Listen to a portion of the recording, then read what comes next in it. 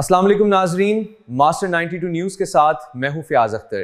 آئیے سب سے پہلے نظر ڈالتے ہیں آج کی اہم خبروں پر۔ کراچی کے علاقے اتحاد ٹاؤن میں S H O sub inspector Tahir Khan کی تعیناتی کے بعد جرائم پیشہ عناصر میں تشویش کی لہر دوڑ گئی ہے۔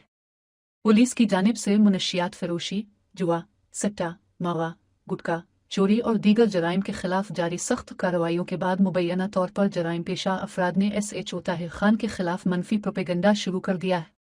کراچی سے رحیم داد کی رپورٹ کے مطابق اتحاد ٹاؤن، قائم خانی کالونی، آبدہ آباد، گلشن غازی اور دیگر علاقوں میں S H O Tahir Khan نے جرائم کے خلاف مؤثر کارروائیاں کرتے ہوئے متعدد مقدمات درج کیے۔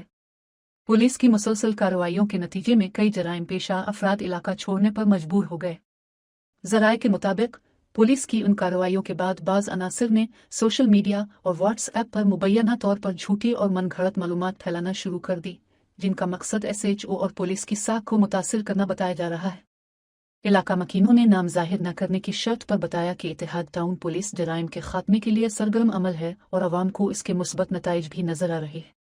شہریوں کا کہنا ہے کہ جرائم کے خلاف مؤثر اقدامات جاری رہنے چاہئیں اور قانون نافذ کرنے والے اداروں کی جائز کارروائیوں کی حمایت کی جانی چاہیے۔